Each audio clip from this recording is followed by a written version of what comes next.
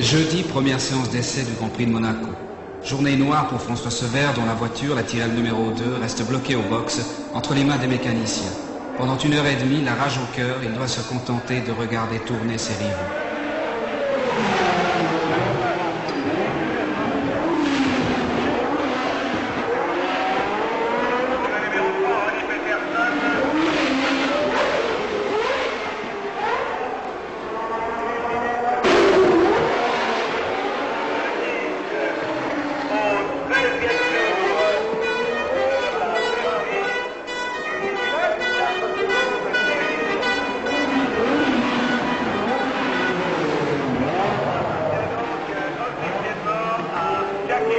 Ferrari numéro 6,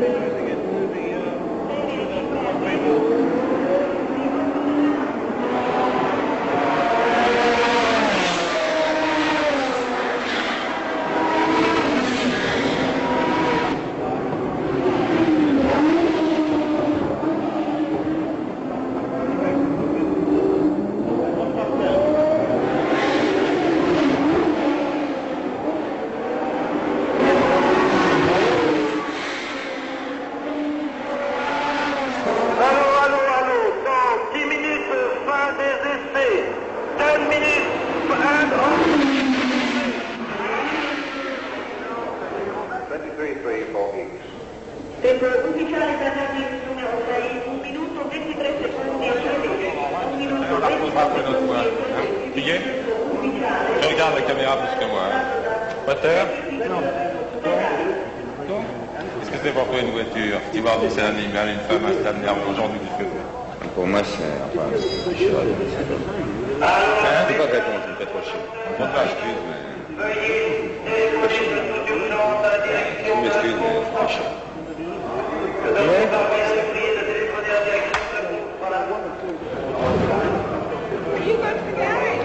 Yes, I like to know what happened.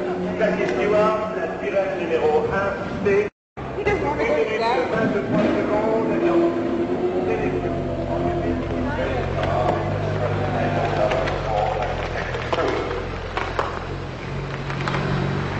Voltage refracted is 21. Wilson 55, Bravo 60, 33, 26. 2. Equal by number 11, Mike Neville, in football box. Rob Walker, 30, 9, Big Walker, 26. 2.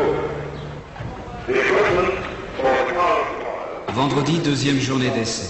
Il s'agira pour l'écurie Tyrrell et ses pilotes Sever et Stewart de mettre les bouchées doubles. Pour la première fois, la mère de François est venue assister à un Grand Prix.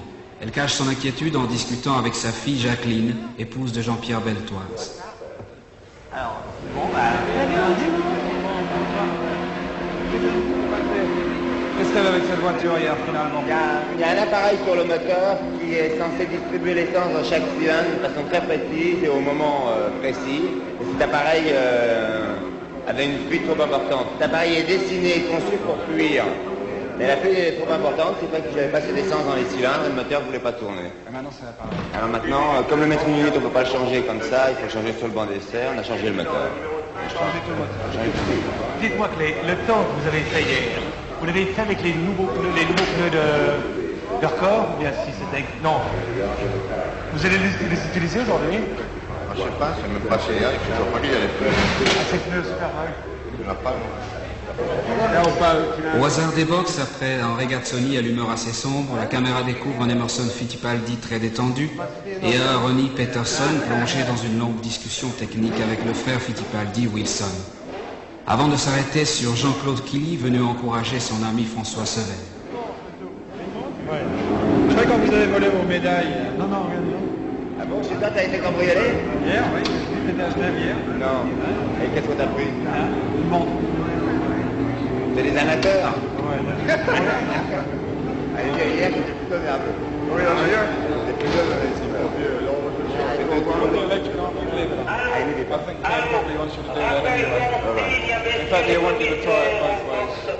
De ravitaillement, faire ranger les voitures le long des boxes, impérativement libérer un corridor central de circulation s'il vous plaît. Voiture numéro 12 à ranger le long des boxes. Mais de ça, c'est demain. Une autre séance d'essai, la troisième et dernière, avant le 30e plan.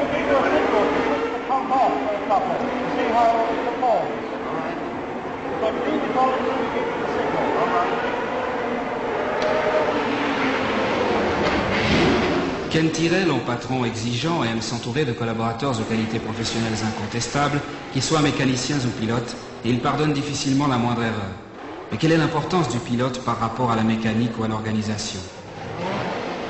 En gros, il y a deux choses primordiales dans une voiture de course moderne comme les Formule 1 d'aujourd'hui. C'est le pilote et les pneumatiques. On peut dire que les pneumatiques font 50% de la performance, le pilote 40% et l'ensemble moteur châssis 10%.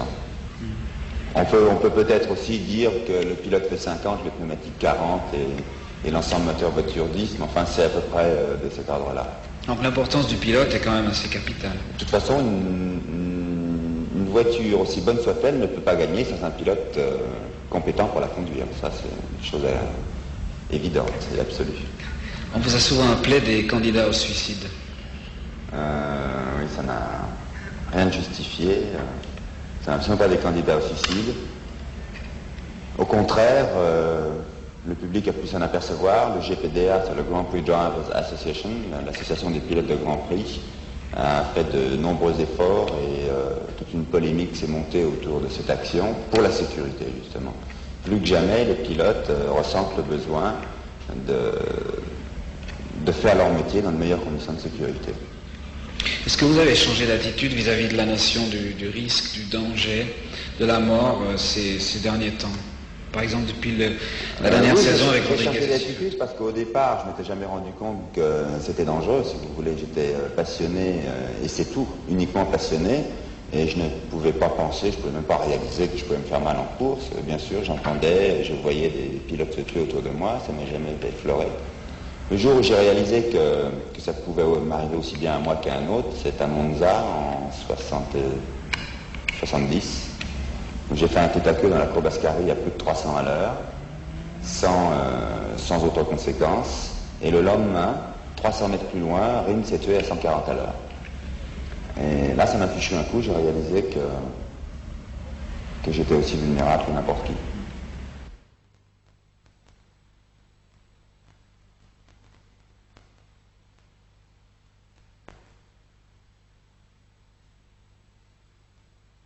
On peut dire que les rétributions sont à la mesure des risques courus.